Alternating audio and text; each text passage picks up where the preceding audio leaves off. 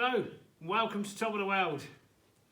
If it's your first time, I'm Simon, and this is my Husqvarna wood burning stave, or at least the top of it. So in the previous video, actually it might have been 2 videos ago, I went and took out this huge Husqvarna 45 wood burner from a theatre I own. It's been sat there, I'm pretty sure, unused since November 1963, which was the last time it would have officially been fired, which was also the last time the theatre was open as a theatre. Actually, on this occasion, it was open as a cinema, and the last film that was shown was a Peter Sellers film. Anyway, so I've got this back here, and I want to renovate it and use it upstairs. So I've got a variety of wire wheels, flappy paddles. I'm going to start on the most complicated thing first, right, so that my wire wheels are sharp, and to see if I can pull the detail back on this. And I'm not just doing the top, I'll be doing the underside as well. Yesterday, my Sarah, she had to go to the dentist, so I have to go to town. Well, that's a good thing in this occasion, because I need a very specific paint to paint this. Now, it's not just because it's a heat paint, and I want it to 650, 700 degrees. Not that this will ever get there, but that's where I want the paint. But I have to find it. Now, up until a few years ago, this entire region, and indeed most of the region across the top of the world here, running across the top of Finland and Russia and all the way down to Japan, was 100% wood-fired. So finding the paint I want, you would have thought it would have been quite easy. So I go to their largest home decor store around, and it so happens that my friend who lives here in the same village, he's actually manager of this store. Anyway, I said hello to him and got everything I wanted. Never really thought to speak to him. Spoke to one of his staff, told her what I wanted. She showed me these spray cans. Well, I don't want to spray this. Right? I definitely don't want to spray this. And she only had one can in black anyway. And then this other paint. Anyway, so the answer was no. So I goes a few doors down to the builder's merchant. I'm in the builder's merchant and I'm looking around the paint store, and there's a man stacking the shelves there, and I say to him what I want. And he said, "But you come from the same village as Frederick." I said, "Yeah." He said, "Well, have you seen Frederick?" I said, "Yeah, he doesn't have any." And he frowned like this. He said, "No." I said, "What do you mean, no?" He said, "Of course he has it." I said, "Well," and I started to explain, and he stopped me and he said, "But did you speak to Frederick?" "No." I said, "Go." He said, "Go and speak to him. He has what you need." Anyway, so I go back there, and he's quite busy, he's on the phone and bits and pieces. I wait for him to come off, I tell him what he wants. He said, "Oh yeah, come." And he takes me to a part of the building where I've never been before. And then he opens this door into a room where I've never been before. And in there is all the specialised paint. And he had 4 different colours for me to choose from, and a range of different textures. And I told him what I want to do. And here's the thing, the cast iron, it's slightly pitted. And I want a nice finish. I don't want a rustic finish, and I don't want a new finish. And in order to cover up some of the pitting, the paint has to be a certain thickness. And anyway, so here we are, a nice silver can with a hand-printed label. Right, bless him, he's tried to print the label in English for me. Anyway, this is exactly what I need to renovate this. Now, you can't see what's behind there, those you know. I'll show you, and I'll also show you now what I've started and how I want to pick the detail up, or how I've started. So this is what we're starting with, and then we've got all the various components down here. So I'm starting with the top here, right, because it's the most detailed, and I can get the top done out the way. Then we're going to go right back to the bottom, and then we're going to work up in sections. So this is a really rough start with a flappy paddle, just to see if I'm going to leave score marks in the cast iron, and I'm going to get in here and take all the detail off with the wheels. We'll do it both sides.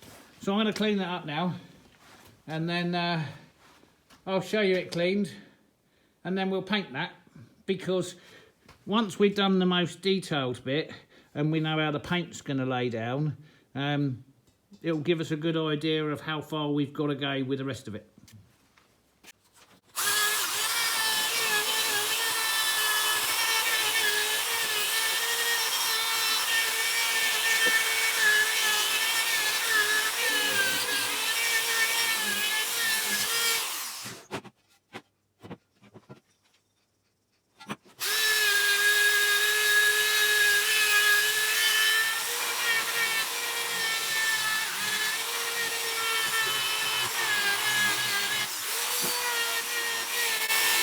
that's right back to the bare cast iron. You know, most of my viewers are mature. We'll go there. Not old, but mature. And because of what I do, most of my viewers are like-minded. So we all know that nothing is made today the way it used to be. Right? Profit, materials, whatever it is. So this here, I'm not sure the exact date of manufacture, so I stand to be corrected. I would say it was 140 to 150 years old. And look at what I've just uncovered. Now, that so happens that that's better than the day it came out the cast. And the reason being is I've just taken all the cast lines out of it where it's, and the same with the top. Right, so I've actually improved it because I've got better technology than I had when they done that. So that's right back to the cast now. Stunning, absolutely stunning. See all the detail. That's going to paint up nice now. Have I got to paint it? Yeah, because it's going to rust. Otherwise, if you could clear coat that in a clear coat that would withstand 600 degrees and keep that shine on it, it'd look fantastic. Right, and then somebody clever's going to say, oh yeah, you can get a 600 degree clear coat. Well, I don't have it. So it's going black. Yeah. Stunning. Lovely. Oh, I've got the nut on that anyway. That sits on top there. Right, that's the first bit done. So if we can achieve the detail on that then, we should be good here, provided we can get into these fins. So do I paint that bit up or do I put it to... No, I'll put it to one side because I think my Sarah's going to want to see it like that first. So that's the top bit done. Right, we just wanted to look at the detail. Now move that to one side and we'll start on the base. And the idea will be clean that up, paint it, up out the way. Next piece, and so on and so forth. This bit. I've got a twinge in my back. I have. Now, I say a twinge, no, pressure. I can feel pressure in my back. I'll guarantee you that pressure from my back come from lifting that. Anyway. I don't know how I'm going to get it up here, but I ain't lifting it. Right, we might have to use the old block and tackle up there to winch that up and put it on there. Anyway, on to the next bit.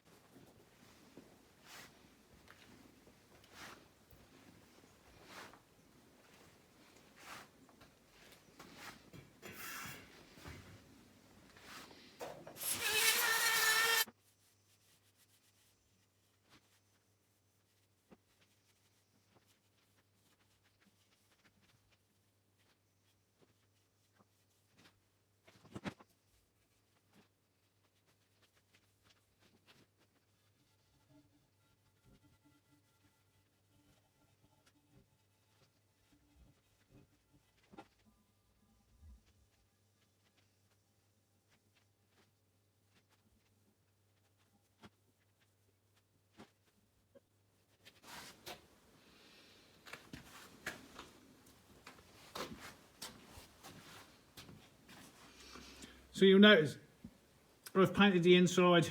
Is that a good idea? I've also painted underneath there and underneath the bottom. Am I leaving myself open there to more work or less work? Right, once you've used this paint, you've got to put it through a heat cycle or two. And during that heat cycle, it gives off a huge amount of nasty fumes and smoke. Now the idea is to light a gentle fire in it and, you know, slowly warm it up and put it through the heat cycle. Have I put quite a few houses and cabins in the local vicinity through this heat cycle? Oh yes. And every single one of them filled with smoke and was unbearable to be in. And every single one I thought, this is never going to clear. And every single one has turned out just to be fine once the smoke and the fumes has cleared and it's all burnt off. By painting in the inside, it's going to increase this whole burn cycle in an area of the building that is finished, and by the time I put it through the burn cycle will be in the midst of an Arctic winter. However, it is going to bake on hard, and it is going to give me a beautiful and easy to clean finish on the inside.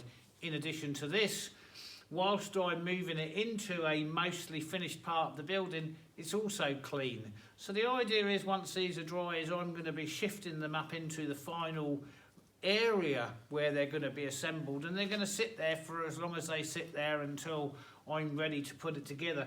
And I can't just put it together, because in the area where it's going, it's got the old gymnasium floor, which is a wooden floor. Well, I can't put a wood burner on a wooden floor. And I can't just slap a piece of steel down. I've got to do it in keeping with the rest of the building and something that I find aesthetically pleasing and fully usable. So on the wooden floor upstairs, I've actually got to router it out, router the entire area where I want to put this out to a depth required for the tiles that I'm going to insert. I thought about using marble that I've got. Trouble with that is it's too thick and I'm going to have to cut the floorboards out. Don't want to do that. So when we get to that area, I'll show you what I've done in the kitchen under the spiss, which was exactly the same way. Sorry, wood stove. And that's to router the wooden floor out and lay in large tiles. Well, when I went to town yesterday to get the paint, I got exactly what I needed. Well, not exactly what I needed, but a compromise to what I needed to put in the floor. So by painting this all round, yeah, it's going to give me a worse burn cycle, a worse heat cycle, but ultimately it's going to give me a better, longer finish. So we've done the base and we've done the ash box section and we've done the top. And I've got the door and everything in for there because it's rusted solid for the dampers, so I've got to deal with that. And as you can probably quite clearly see, it's been dark for some considerable time. It's November. It's dark nearly all day, every day now. When will we get the sun back? February? February, the sun will come above the trees again. In the meantime, we work in this half light or mostly dark. Is this any good for the electric bill? No, it definitely is not. And the interesting thing about fluorescents is when you switch them on, leave them on. Just leave them on. It's much more efficient. So I don't know how accurate a test there is, but I watched a guy on YouTube do a comparison between an LED tube and a traditional fluorescent tube, which are these. And it was very hard for him to qualify the purchase of the LED tube because once these tubes are alight, incredibly efficient. So when I'm working out here, I switch the lights on and then just leave them on until I've finished. Anyway, how long has that taken? 1, 2, 3 sections to clean up and paint. 4, 5, 6, 6.5 hours. Am I going to get the rest of that finished tomorrow? If I do a 10-hour day, yeah. If I do a 10-hour day, then I can probably get that finished and out the way. And the reason I want to get it finished and out the way is firstly, I don't want it in the way, and secondly, I've got another job to get onto now. So let's give it a good 10-hour day tomorrow, get all this finished, get it renovated, get it painted, get it upstairs into the position or near the position where it's got to be reassembled. It's 11:30 the next morning. Wow. Do these take some time in cleaning up? Do they ever? Okay, so I've got some other bits there cleaned up, ready for painting. This one. I found quite an effective way of doing it with wire wheels. Is it as an effective as sandblasting? No. But in order to sandblast, you can get a better finish. And I've been thinking about building a sandblaster, but I haven't. I haven't got time to build one. Can I find anybody with a sandblaster to take this to? I could, but then I've got to transport it, and then I've got the... and on and on and on and on. But what I do have is I do have wire wheels, and I have wire brushes. So the casting on this is quite rough. I've taken the opportunity to smooth some of the nasty pieces of casting while I'm going, because I just think it will get a better finish. And the casting in the corners of the fins specifically is very rough, and that seems to be where the paint's stuck. The paint's come off pretty much everywhere else, comes off quite easily really. I've cleaned the inside. Now I'm not going to paint the inside of this, but I am going to paint all the outside. I'll show you where we've got to. I didn't bother filming any of this because I figured you've probably seen enough of fast forward wire brushing. So this is the bottom piece, this is for the grate. This is all cleaned up, and I've really smoothed down some of the casting. This is still here because I need to touch up on the paint. This is the firebox door cleaned up. This is the grate. This was really bad, and this is the firebox. And then this is the top section cleaned up. Yeah, broken fin there. It looks more pronounced now because I've smoothed it down. Obviously broken a long time ago. But you can see, well, I don't know if you can see, just how rough the casting is in the corners there. And yeah, not all the paint wanted to come off of that. So if it's not going to come off with a wire wheel, it's not going to come off at all. And we can go over it. So I'm going to paint this bit now and these other bits here so I can move them out the way, and that essentially leaves me 3 bits: the heat cap, the bottom fire door section and the flue section. Right, this is the bottom section, the heavy section, the one with the fire bricks and the big door. So instead of trying to lift it up with a block and tackle, I've got my Sarah to give me a hand to lift it up on there. It wasn't that heavy because obviously I've moved it a few times. I wish I'd taken the door off before. That's a quite a chunky old door. Anyway, I have to find some new whatever that is. Okay, this is much worse than I thought. Well, I knew it was quite bad, but this is much worse than I thought. And you can see why I didn't take it apart on site. But the more I look at it, the more I see how bad it is, the more I think I should take it apart. Which is a risk, because I'm going to risk these bolts snapping. Anyhow, it's just quite heavily corroded, and I'm never going to get a good job done on this without taking it apart. I'm fearful of the fire bricks. That's all very delicate in there, which I didn't really want to get into, having to renew the fire cement and all that, but maybe I have to. I don't want to. Yeah, I'm going to have to take it to pieces. So I'm going to soak these down, clean them up, soak them down and leave them, because I really don't want to snap these. It's very delicate in there. Let's put some light on.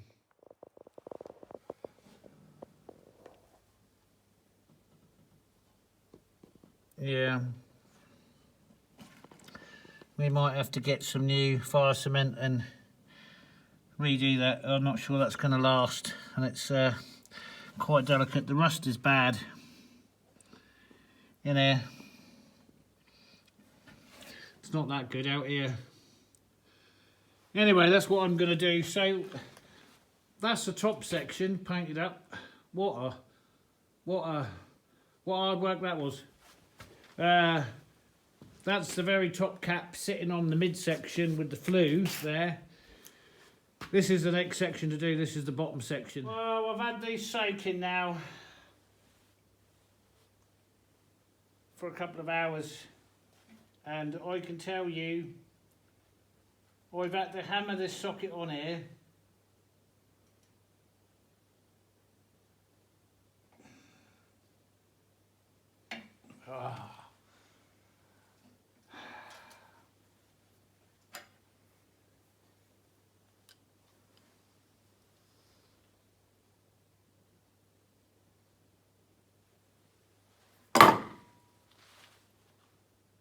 So that's snapped off, and the other one's going to snap off as well. Once they've snapped off, that means I've got to drill out what's there, get out the rest of a thread and re-thread them and put new bolts in. Well, I've got no choice. If I want to do the job properly, that's the way I've got to go. So the other side's going to snap off the same. I can tell you that before we even start. And it wouldn't surprise me if the top ones don't snap off as well. Let's see what happens to this one.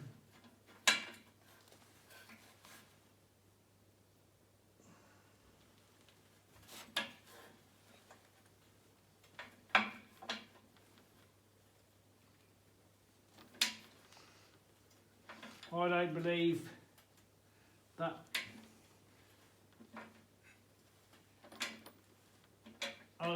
the back is turning.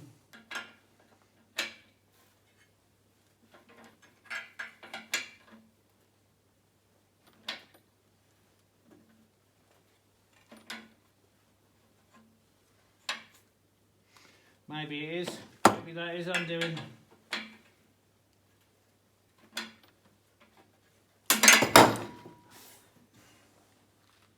No. No. No, it wasn't undoing. There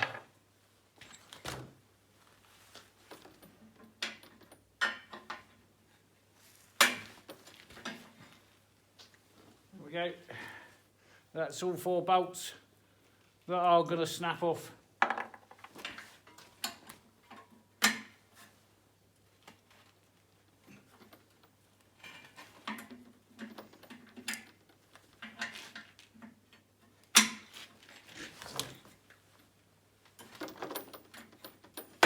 Felt like it undone.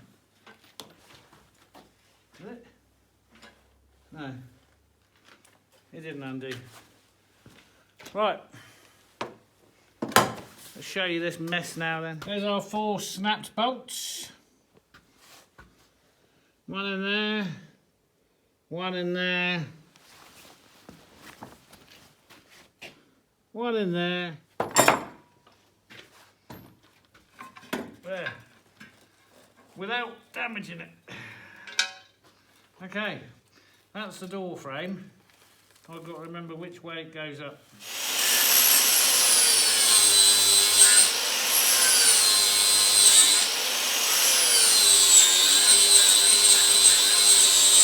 That's them split. So, yeah, those bolts were never going to come undone. Look at the corrosion.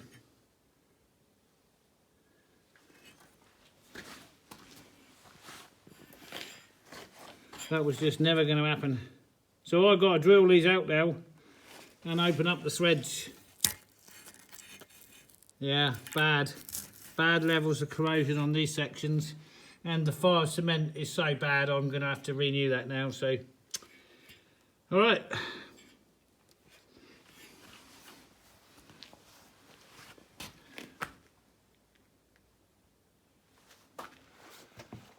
So you've heard me talk about the gloom and the darkness here in the Arctic during winter.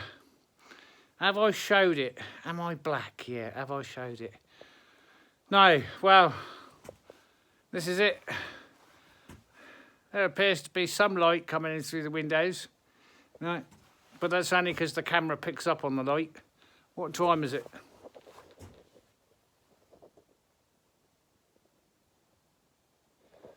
$14:30, and this is as much light. Can you see anything that you want? No. You spend most of your time with a head torch on, which is why you see me with a head torch on. And we've got the lights turned off in here because we're not working in there, of course, and in the other room. But yeah, that's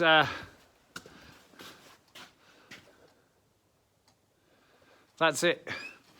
And in an hour, I haven't had daylight at all. And in 2 hours, you won't be able to see your hand in front of your face. So, there we go. Right, so what I've decided to do is get these bolts out and thread them and clean the threads out or put new threads in before I do the renovation. Has this gone exactly how I thought it would? Yeah. Badly. Really badly.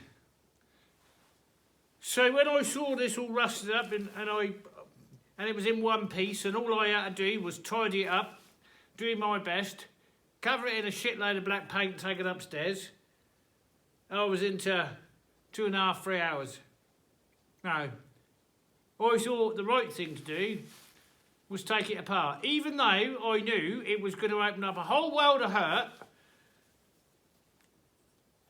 and be my worst nightmare and lead me into a job which I hate. Now, I try not to do anything I don't like anymore because life's too short, and I'm on a one-way trip to the hole in the floor. Right? There's no mistake in that. So how's it gone? Well, all the bolts snapped off, as you saw. Then the brackets snapped off. Then the screws holding the brackets snapped off.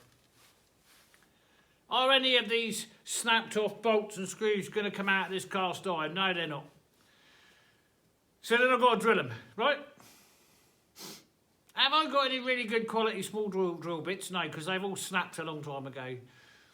But somewhere about a year or so ago, I ordered something from the Jungle Company and got a whole mass packet of small different size drill bits, because I haven't got any small drill bits because they all snapped. How many have I snapped? 20.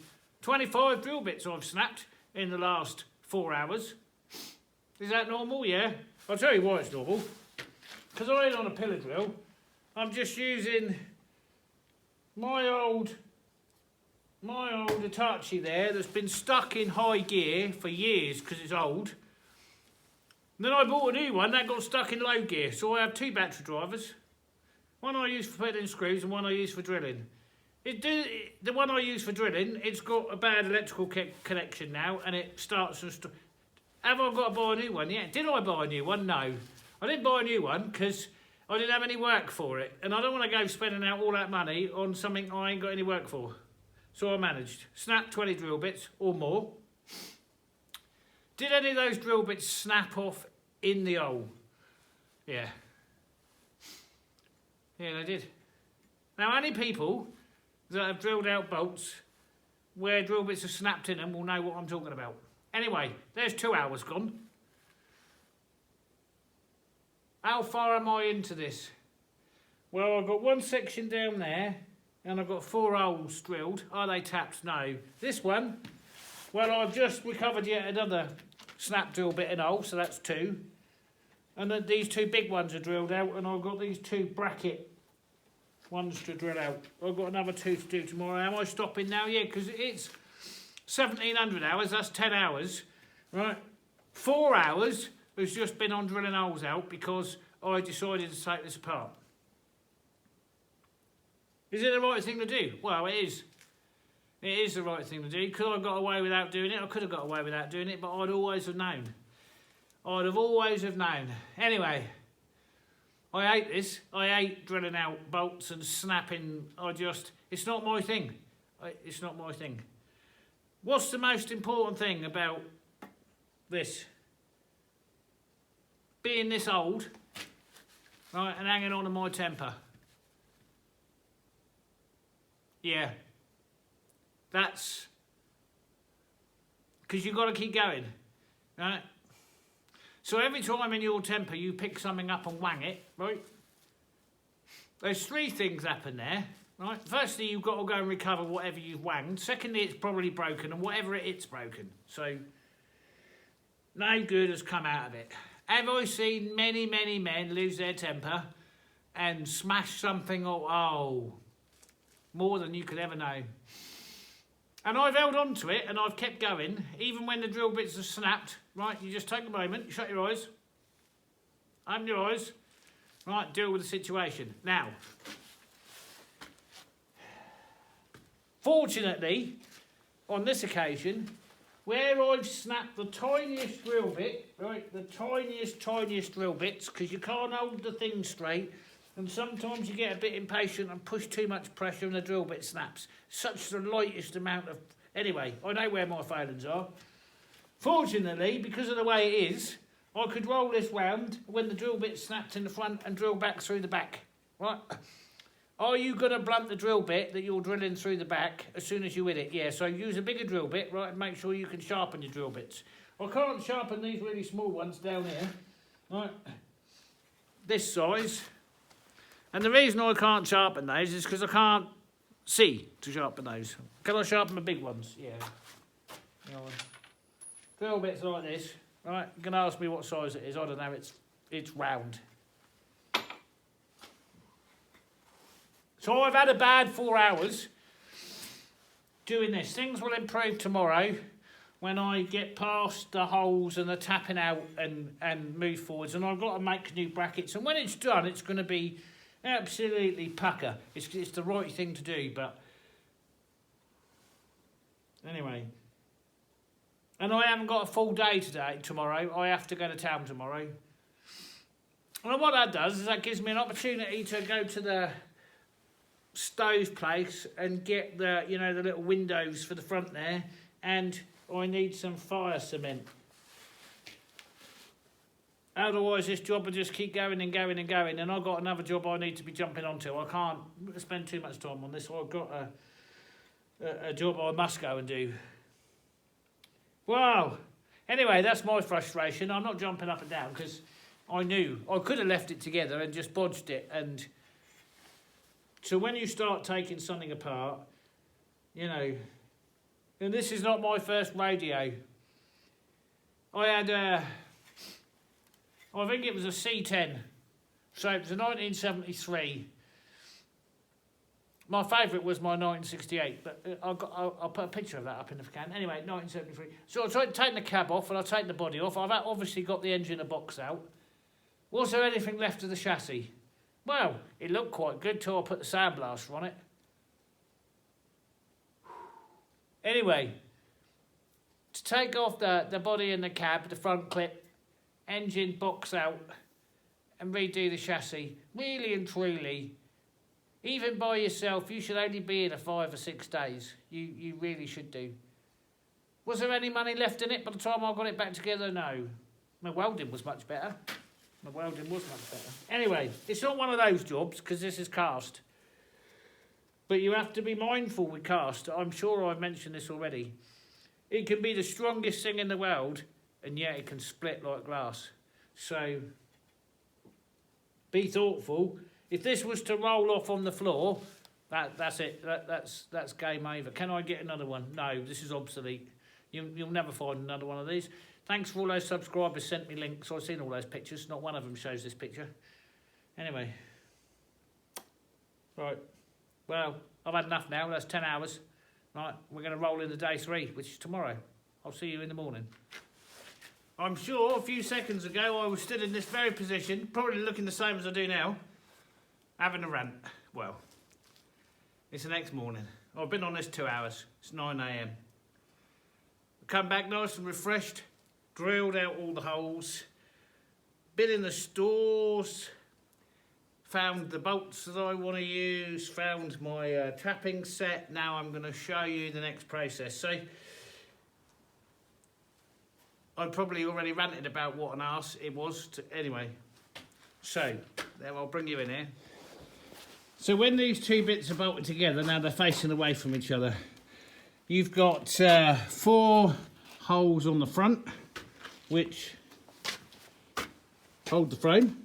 1, 2, that was that broken one. Quite clearly broken when it was put in. So you've got to hold the door frame on. In addition to that, there were brackets holding it together. There, and they bolted together. So I've got 4, 2 on this one, 2 on the other one, and 2 and 2. So I'm going to use M10 bolts for the door frame, M8 bolts for the brackets, right? For most of my viewers, that's 10, I don't know. Right, I have to keep going backwards and forwards. I have no idea. What's 10 mil? Quarter inch, 1/8 inch. Right. So, bolts and threads.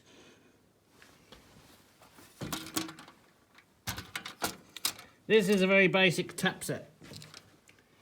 And it consists of a handle to wind the taps through, drill bits and taps. 3 taps per size. So I'm using M8, 1, 2, 3, M10, 1, 2, 3. Now, most of you, some of you will know about this. some of you wonder what weird science goes on when you can create your own threads and bolts. Well, I could have created the bolts, but I don't need to because I've already got them. I just need to create the threads. So we're going to do the M10s first. Now there is 3 stages to tapping a new hole, and each stage cuts the thread a little bit finer. Should I use this to show all those for the first time? Yeah, let's do it properly this time. Right, so this is the first stage of tapping a hole, and this is a very coarse first one through. They come in different stages, and you get this lovely handle, and basically you have to cut a new thread by pushing down and turning. Oh, this has got to be painful for those that know the process after the initial process.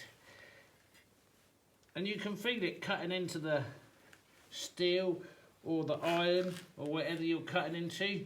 You go sort of half a turn and then back it out, and then find the thread again, go back to where you were that half turn, and then cut in quarters, quarter, back, quarter, quarter, back. And it takes a while, right, because you're cutting the thread. And then once you've cut this all the way through, you go to the middle stage, which is the next one, the next M10 tap.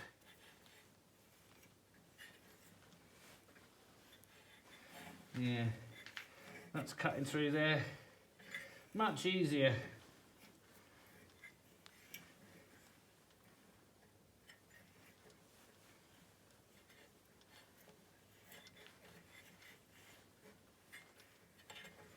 Right, so you can already see that's got a thread in there from a hole to something that's threaded. Does that go all the way through? No. Right, children, if you don't know what you're doing, don't try this at home. This will run this all the way through. There we go. Right, so having cut that like that, then you need the next stage cutter, stage 3. And you repeat the process. Once you get a feel for what you're doing, you can use your battery driver on slow. So this is stage 2. Find the thread.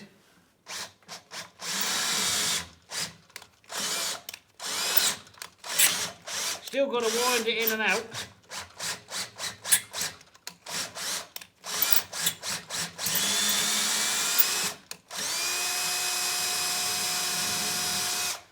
Okay, and then we go to our final cut.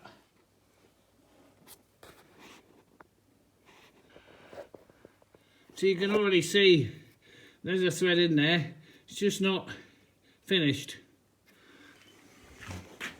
So we'll finish that by putting the last one through. It's really important, it's like putting a nut on, I suppose, to find the thread.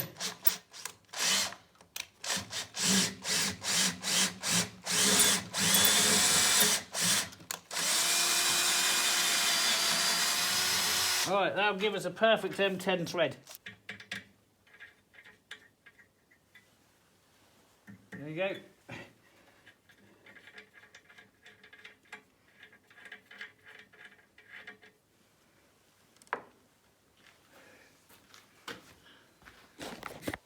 We can see there our thread is cut. So we'll repeat that another 3 times. And then we'll drill out and tap, or we'll tap the M8s for our brackets, and that'll finish the process. Nice clean holes, nice threads, ready for painting. That was the worst section, that was the bottom section. This was the one that had the harshest rust. Clean, ready for paint, untouched. So these are the 2 sections that were bolted together. So much easier to clean up and get the rust off. I'd have never been able to get that finished if I'd left them bolted together. And now, of course, I can use new brackets. And so, despite all the squawking and carrying on, absolutely it's worth doing. How much has it delayed me? Well, probably 7 or 8 hours, I'd say, taking it apart, cleaning it, tapping, putting it back together. And then the cost of the drill bits, it needs new fire cement anyway. So minimal cost and probably about a working day. But the result, there you go. And so much easier to handle now it's in 2 pieces. So that's another section ready for painting. And we'll get on to this one then.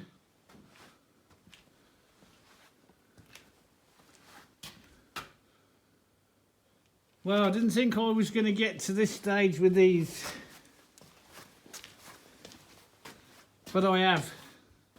So that's the worst 2 components of this entire stove.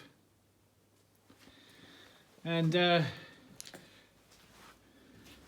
painted and they're on there. I can't move them, and that's quite good because it's time for me to pack up and start getting ready to go out this afternoon. So when did I want this finished? Well, I really need it finished tomorrow, and then I need it stacked up so that we can complete the video. So what have I got left to do? The top cap and the flue section and the door and the housing. Now I'm going to try and get this today when I go to town. Some new, I still don't know what it's called. Anyway, somebody will. And fire cement, because I want to redo this in here. So that's it for the moment. So I've been on this 5 hours, 5.5 hours. 5.5 hours to finish drilling the holes, tapping them, clean them up and paint them. And they were definitely the worst 2 sections. And the rust, well, I've had to have the door open. Good job it's not freezing out there yet. But, right, that's it. We're going to town now. Mica is what that's called. Or glimmer glass in Swedish. But we know it as mica. Readily available in the US, readily available in the UK. I'm going to tell you a story. Well, it's Saturday lunchtime now. Dark outside, it is. I go to town yesterday afternoon. First stop was the stove place because I needed to get some fire cement and I needed to get the glass for the front of the door called mica. I goes there, sees the man, tells him what I want, didn't have a clue. Not a clue. But fortunately, I took a picture on my phone, showed him the picture. He had no clue. He had to ask the old man. Well, the reason I went there is because it's a little store and there's mainly old men work there, see? So they would know, right? They would have this mica on the shelf somewhere, obviously, right? Anyway, I had to wait around for a bit. So while I was there, I said I needed some fire baton, some fire cement. Anyway, he showed me where it was. There's a tub, 2.5 kilos. That's going to allow me to redo the fire cement at the bottom. No price on it, no label, just on the shelf. Anyway, eventually we wait for the old man to do what he's doing, and then we sit down and we talk, and I'll tell him what I want. He don't have a clue, so I showed him what I want. He ain't got a clue. I said, but you must have looked through this when you was a young boy. No, he said, no. Well, I did. Right? I've seen this stuff everywhere. And now I've been around, but maybe he's... Anyway, didn't have a clue. So I told him what it was for. I said, you won't find any images of it. Yeah, I will, he says. Right, so I'm sitting there, right, bored. I said, you won't find any images of it. He said, oh, yeah, I will. It'll be on the internet. I said, no, it won't. No. I said, it's from the 1800s. Right? There's no images. I've been to Husqvarna, or Husqvarna's museum and their database, and I've trolled and I've trolled and I've trolled. There is no images of the Husqvarna 45. There isn't. Anyway, so he couldn't tell me what it was that I wanted.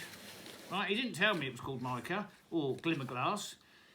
And he didn't know. And he said, well, you have to take it out and put proper glass in there. Well, no, I won't. That's not how it works.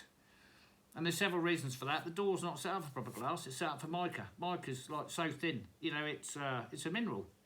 I think it's Most of it's mined in India. Some of it might be mined in China. Anyway, it's used for other things in arts and crafts and stuff now, but that's what they use in the doors. So then we get to this, right? He didn't even have a price for it. He didn't even, I said to him in all honesty, right, I says, where's all the men gone? Right, he looked at me with this blank expression like I'm mad. He already thinks I'm mad because I'm looking for mica and I've got some fire cement. You know, that's... Anyway, so I asked him where all the real men went, and he just, you know, he thought I was completely mad, which I'm used to. You know, I've gone in there and I've asked for the rarest stuff you could possibly ask for in all their mines. And that's because it's not coming out of a box made in China. It's Husqvarna, it's made in Sweden. They're Swedish. They grew up around this stuff. They have no clue what I'm talking about. Just... Anyway, have I found it? Oh yeah. It's readily available everywhere in the world. Mica sheets. Have I found it here in Sweden? Oh yeah. Just ordered it from a website, along with stovepipes and anything else I want. So I don't, you know, the further north you get, the more... Anyway, we're not going there. So I've got my fire cement. And I've got my odd tiles. Now I've got enough of these to put in a very large square, which I think I've said I'm going to router into the wooden floor for my fireproof floor stand for it. And how did I go? Well, I've been so enthusiastic to get this thing cleaned up and finished. I really have. So I went for it, and I've been going for it. Is it finished? No. And I'll tell you why, because I've put it together, I've assembled it, so that we can look at it and admire it for what it is. It's got to come down apart again. It's got to be transported upstairs. It's got to be stored upstairs while I get the chimney and everything else ready, and the floor and the fireproof wall in and all that, which is going to take me some time.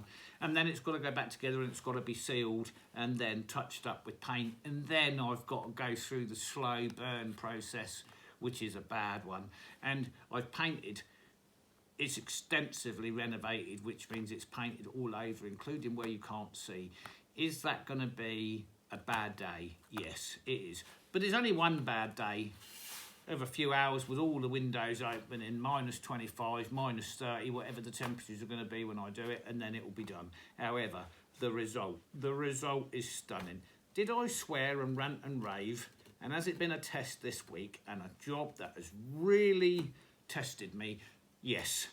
Are all the results worth it? Of course they are. Absolutely. When you put that much effort into something, yeah, the results are worth it. And it stood right out of shot of camera that you can't see. Now, I grant you, right, the mica kind of lets it down a bit, but let's just ignore that for the fact and assume that everything is fully finished with exception to the mica.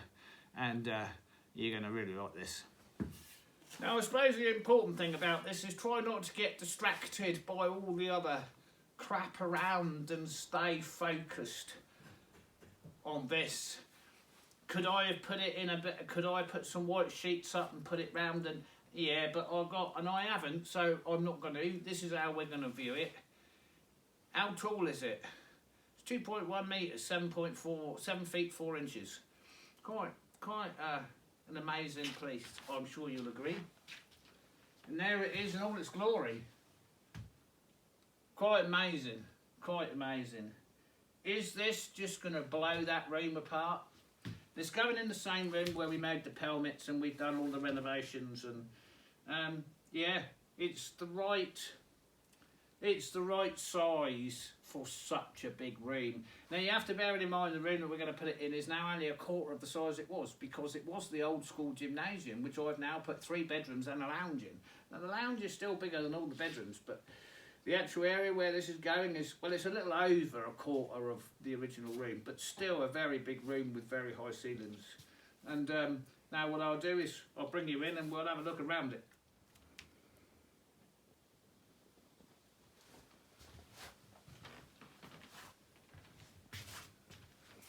That is a stunning top by anybody's standards.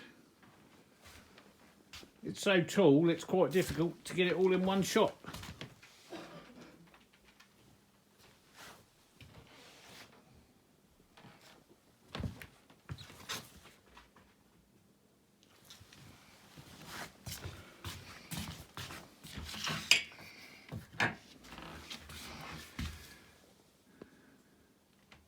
can see, I've obviously still got to do the fire cement, which I've mentioned.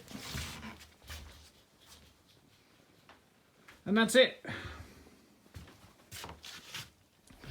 So that's it for the major renovation of the stove. I've got to obviously take it apart, put it upstairs, stack it. I've got quite a bit of work to do, which I think I've just said. And there it is. So how long am I into that? Let's say 5 days. 5 days to get it to this stage. And some of them were long days. They weren't, 4 or 5 hours here. Maybe it was 4.5 days because I had to go to town. What's the cost? Well, I've done one of the... it's not even a litre. I don't know why they don't do 4 litres. I suppose when it's finished, if I say the 2 pots, 1.5 litres of paint, one flappy paddle sanding wheel. I didn't wear out any of my wire brushes, and some fire cement. $40, $50, under $50. Yeah, anyway, there we go, finished. So that'll do it. If you like the content, don't forget to give it a thumbs up. If you're not subscribed, consider it. Really helps me out. Keeps the algorithm going. Share the video, all that good stuff. Thank you all for joining me. I know it was a long one, but I decided not to cut it down too much. And if you was bored through that, should I apologise for your boredom? No, just skip it. You just skip through the boring bits and watch the bits that are interesting. Thanks a lot. We'll catch you on the next one. Bye for now. We might do another out.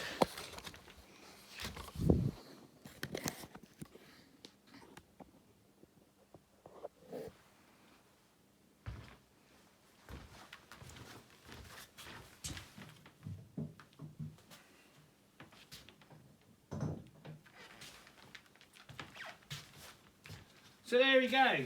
Did I enjoy doing it? No. No, some of it was a real regular pain in the backside. Not my favourite thing to do at all.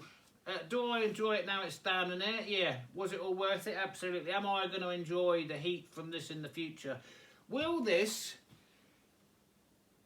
make life a lot more comfortable when the grid goes down?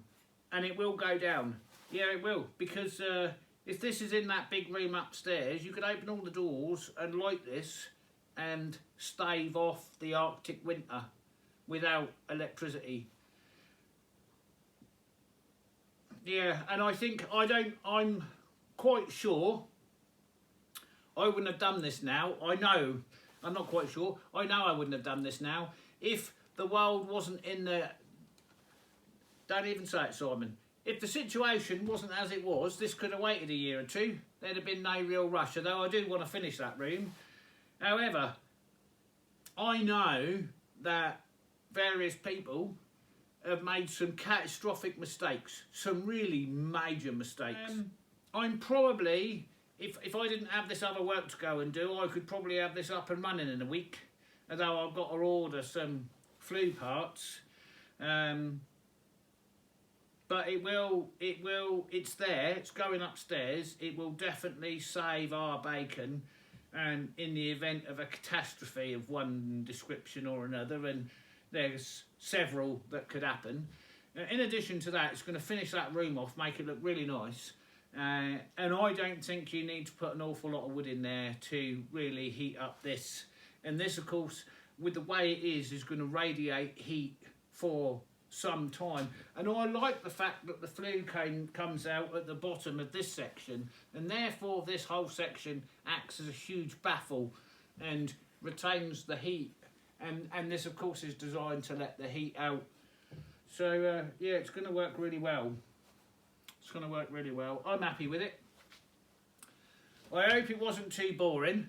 And I'd like to thank you all for sticking with me. Don't forget, give it a thumbs up if you like the content. If you like this kind of stuff, let me know in the comments. We've covered this now being mica, and it's readily available once you know what it is. It's called Glimmer Glass here. And yeah, job's a good one.